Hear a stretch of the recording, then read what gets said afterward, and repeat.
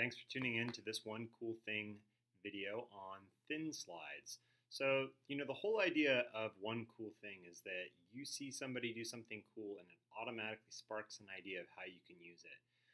This year, I went to the CUE conference up near Napa, and I sat in on a workshop called CUE Bold, and one of the little nuggets from that talk was this idea of thin slides.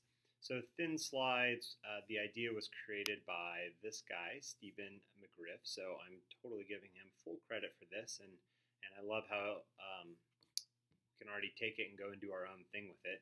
The idea behind thin slides is, I think, illustrated pretty well in this picture right here.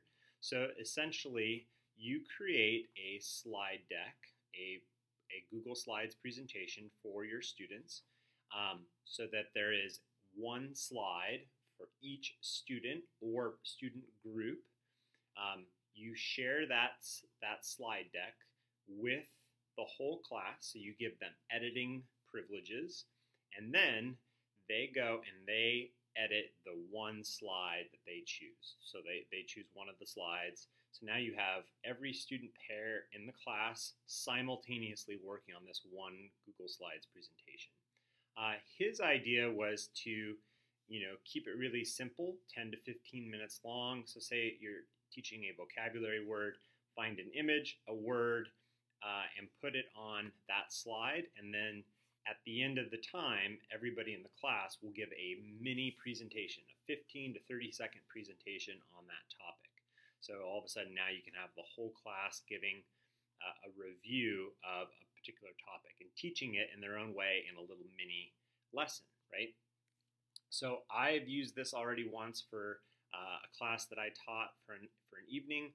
I introduced an idea and I had them go and search online, find that definition. The topic was on 20 time, so I had the students go and research what 20 time was, and then I had them create a slide of illustrating with a picture and a word or a phrase what 20 time was. And then I had them do the presentation. Recently, I was asked to come in and teach a lesson on graphing using Google Sheets. And I decided, rather than standing up there and just teaching it, I decided to have students be essentially the teachers. So one of the things that I've really taken to heart this year is this idea that learning is demonstrated through creation. When students are creating something, they're demonstrating learning. So I decided, okay, I'm going to have these students create a video on how to graph. I'm going to have them teach the lesson that I'm going to teach, right?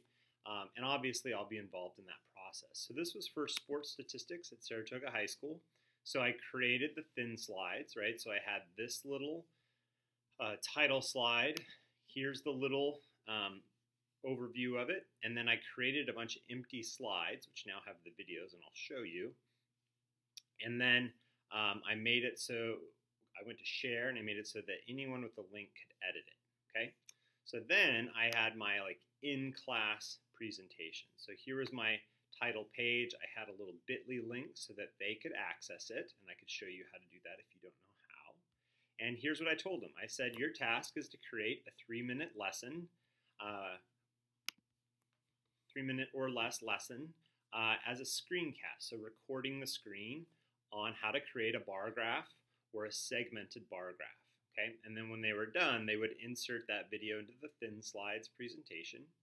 And I gave them 45 minutes to process it, to learn it, create the video, and insert it. And I asked them, I said, how do you learn something new if you don't know it? And everybody said, I either Google it or I YouTube it. So that's what I told them. Go find the resources, poke around, figure out how to do it, and practice. And when you're ready, record the video. And in implementing it, we definitely stopped a couple times and I showed them where things were, and then I had them go back to work. I gave them a little bit more specificity, so they had to create a Google Sheet. I wanted them to go to Sports Reference to get their data and then practice. And when they were ready, most of them used QuickTime because they were on MacBooks, but they could also use a Chrome extension called Screencastify to record their lesson.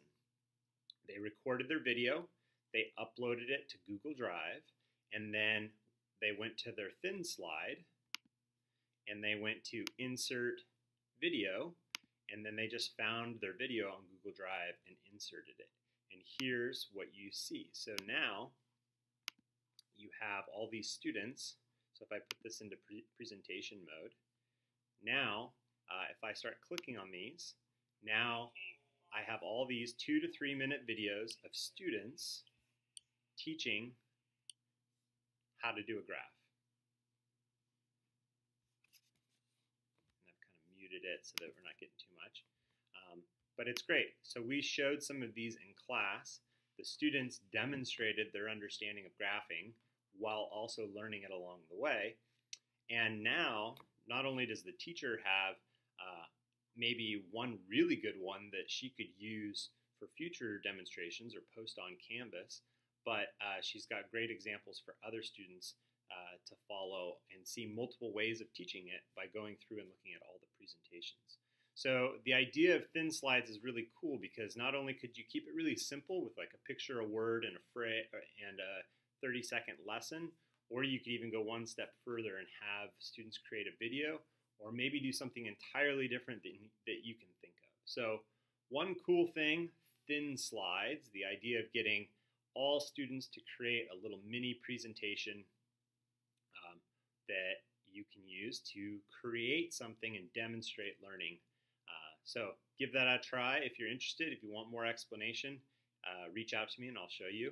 I will include the link to the overview of what thin slides is, that slide deck I showed you at the start of this video, and I can share the examples of what we produced in this lesson today that you can take a look at. All right, thanks for watching. Take care.